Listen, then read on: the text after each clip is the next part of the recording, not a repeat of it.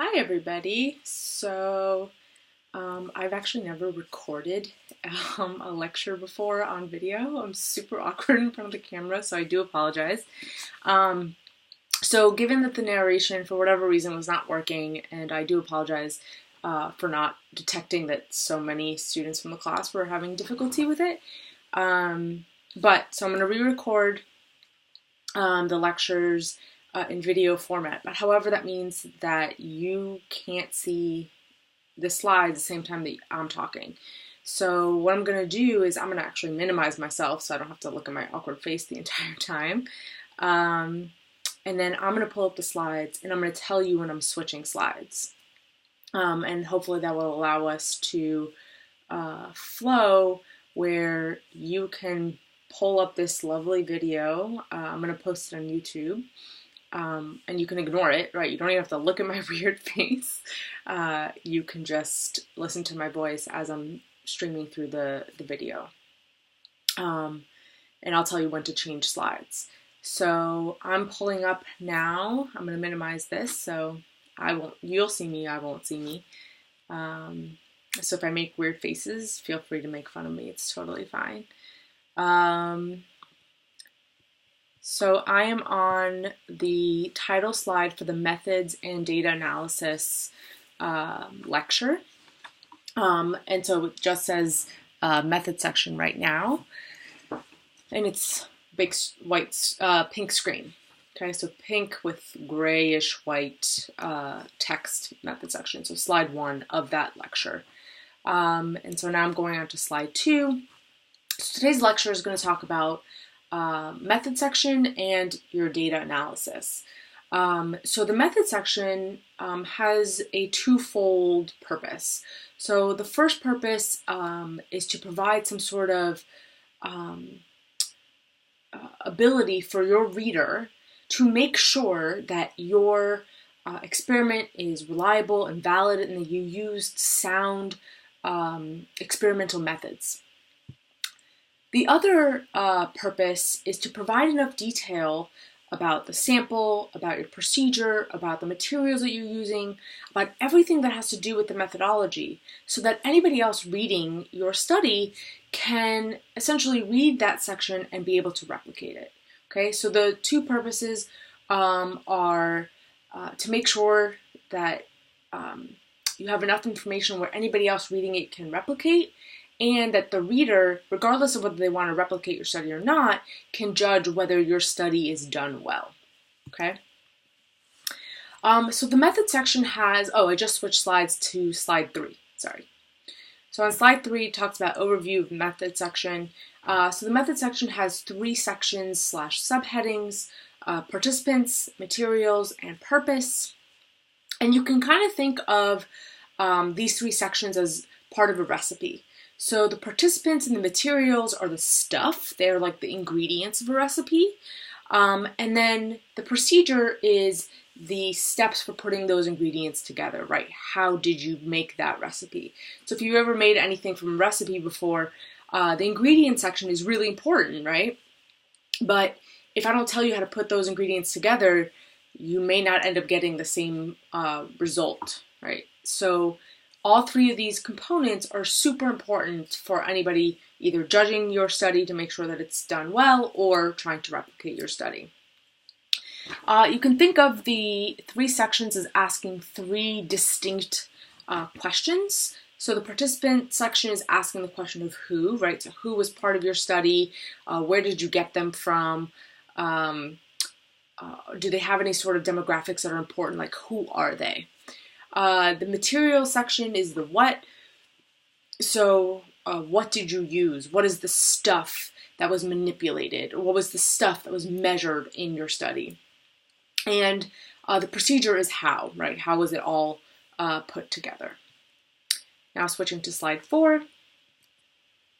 So in your participant section, you're going to have to indicate how many people participated. So you have to have some sort of standard information that's relevant about the participants. Typically, the standard is just how many of them, the age, or in the age range, both the mean and the range of their age, and their gender breakdown. So your method section for participants may read something very simply, something like, the study consisted of 22 participants, including myself, because you were a participant in this study, which were 9 men and 13 women with an average age of 20.7. These participants were all undergraduate students from Penn State University enrolled in a research methods class, and they were selected as part of course credit compensation. Right. So the participant section is super standard. Okay. Now I'm going to slide 5, which just gives you quick, brief examples of what those two sentences may sound like or read like. Slide 6. And so you also have to report general information about the nature of the population, from where your participants are coming from. So in our case, right, you're all students enrolled in a research methods course as undergraduates at Penn State University, right? How were you selected is the next piece of information that you have to provide. And so you were a convenient sample. When we talk about sampling, you should have detected that you were super convenient, meaning I just took from the sample that was available to me. There was no random assignment. And you were compensated. You were compensated with course credit, right? Course participation. So you have to provide how many participants were included, gender and age breakdown, and then provide information of where did you sample from, what is your sample made of, how were they selected, and were they compensated in any way in order for their participation. Now going to slide 7. So not relevant to our study at all, but the purpose of this is not just to teach you how to write our paper, but rather a method section in general also. And so if relevant to your study, so if your study is interested in these types of research questions, you may also want to specify the race or the ethnicity of participants, right? So you might want to say like a third of them were Asian American, a third of them were Native American, and a third of them was African American, because my research question was looking at differences in subcultures within America or something. So if your research question has something to do with culture or race or ethnicity, then you may want to also specify the race or ethnicity of your participants and break it down. If relevant to your study, you may want to talk about whether they came from very specific populations, such as whether they had a specific diagnosis or education level, or whether they were immigrants, whether they were speaking English for a first language, right? But only if it's relevant to the study. So you're not going to provide that information if you're doing an experiment like us. Like, we don't really care about ethnicity. We don't really care about diagnosis, or if anybody has ADHD, or if anybody is diagnosed with depression, or if someone struggles to sleep, right? Those are not relevant. And so therefore we don't provide that information. Also not relevant to our study, but sometimes it does occur. So I did post two papers as examples for you all to see what it sounds like. This is from last year's 301W class that I taught. They're two excellent students, but I do want you to note that their excellent paper that you're going to read did not start off that way. The drafts that you're submitting each week, they also submitted each week, and they got the feedback from me, and they improved tremendously, as you'll see in those examples.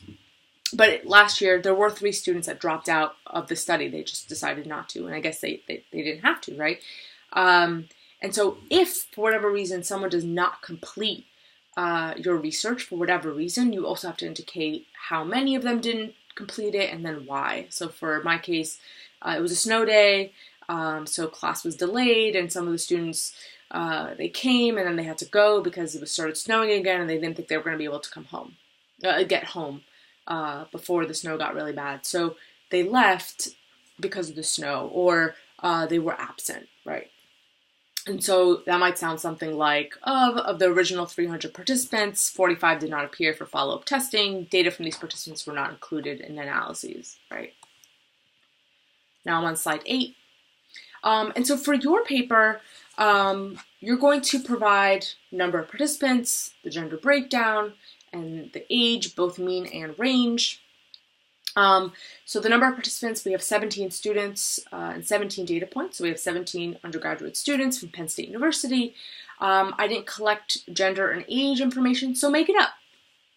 Literally, you can say that 10 of them were female, 7 of them were male. You can say 17 of them are all female and 0 males. You can say 1 of them was female and 16 male. I don't care. Just make it up. And age range, you can also make up. So you can say that they were all over the age of 65, or you can say that, they were the average age between 18 to 25, with an average age of 21, right? Make it up. But you have to provide those 3 pieces of information. Then you also have to state that they were all undergraduate students at Penn State University taking a psychology course in research methods. You can say that it was online, or you don't have to. It may make sense to just say that it was an online class, and that it was a convenient sample with course credit at compensation. And at the end of this section, at the end of this paragraph that you're going to write for participants, you have to also include participants were treated in accordance with ethical principles of psychologists and code of conduct, with the citation of the APA in 1992. So this is just to essentially say that this was IRB approved and that we're not harming anybody, right? All right, slide 9. So the next section is the material section. So this section essentially allows your reader to understand what is the stuff that you use in order to test your hypothesis. So sometimes it's called other things like measures. So if you're using lots of surveys, it'll say measures instead of materials, but we're going to use materials because we didn't use a survey of any kind. So your materials is essentially just what things did you use to measure your DV, and what things did you use to manipulate your IV. And so you just give a brief description of the materials, right? So we had 4 PowerPoint slides, each with an image, a description of what the occupation was of the person in the image, and followed by a host of questions below that asked about overall competency on a scale of 1 to 5 or 1 to 7. I forgot what it was. All right. It's important to note that you use past tense to describe what your participants did. So participants placed a mark on this question, but you use present tense to describe enduring characteristics of the test. We did not use a test or a measure of any kind, so that isn't necessarily relevant, but nonetheless, that is the rule. Told you APA was crazy. All right, now I'm on slide 10. So for your paper, you're going to describe all 4 slides. You're going to say that we essentially modified the stimuli and reproduced the stimuli from the Wookey et al. 2009 paper. That's what the study is based on. It was all presented on a PowerPoint slide presentation. The images were taken from free stock images on a fashion website, and it was a within subjects design. So that's all the information you have to include. So for example, your material section may read something like, this study used for different PowerPoint slides. The first slide was of an image with a woman wearing a blazer and a pencil skirt with a vest underneath. She was described as a CEO. And underneath, there were 4 questions. Question 1 was this, question 2 was this, question 4 was this, question 5 was this, so on and so forth. Slide 2 was this image with this woman wearing this outfit described in this way with the same questions. Same for slide 3, slide 4. Then say that all the images were taken from free stock images, and this was a within subjects design, where every participant saw every level of the independent variable. Really simple. Okay, now I'm on slide 11. Moving on to the procedure, it's all about how you combine all the information from the participants in the material section, right? So this is supposed to be kind of like a step-by-step description of how the experiment was conducted, how it followed through. So essentially you start with the organization of the experiment. What were the conditions? Did everyone participate in every condition, meaning within subjects or between subjects where the participants only saw one condition? Going on to slide 12. And then you explain the task, right? Essentially, anyone who reads this section should be able to replicate your study exactly the same way that you did it, right? So the participants were asked to download a PowerPoint slide. The PowerPoint slide had 6 slides. The first slide explained the instructions. The second slide explained how they were supposed to submit their answers. Slide 3 was the first stimuli slide, where they saw an image of a woman with a description and they had to answer the 4 questions or the 5 questions. Then they went to slide 2, then slide 3, then slide 4. Then they submitted their evaluations onto Canvas on a Dropbox, right? Literally step by step. Pretend like you're walking somebody through it visually. And that's what you're going to write. So I'm on slide 13. So just a reminder, one, you can use I. Normally you say this study or the researchers or the participants, everybody's in third person. But because you were a participant in the study, you should also indicate that in the participant section. But you can use I because you were part of it. So just really quickly as a reminder, you have 2 independent variables. Your first independent variable is dress or attire, whichever one you want to pick. And there's 2 levels, right? Either blazer or no blazer. And the second independent variable is job description, also 2 levels, secretary and CEO. I think actually it was assistant and CEO, but that detail is irrelevant. Just confirm which one it is. And your dependent variable is a composite score of overall competence taken by averaging the scores on all the questions or adding, whichever way you calculated it. All the scores on the questions underneath the image, not including the GPA question, okay? And all independent variables were presented in the same order. There was no counterbalancing, meaning you all received the same stimuli in the same order.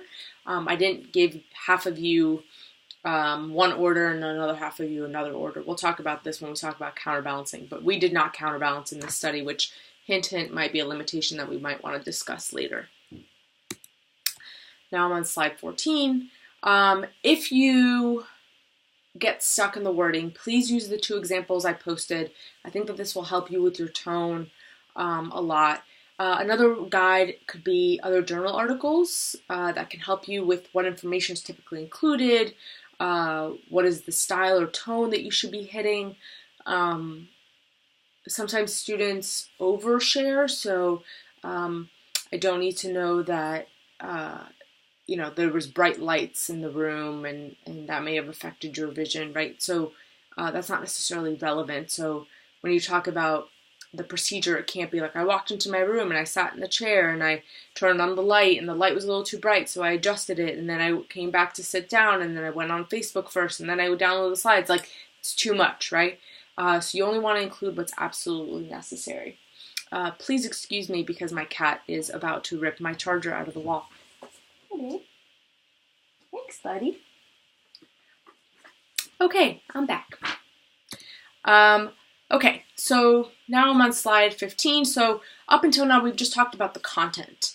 So now I'm just going to talk to you really briefly about the APA style of the method section.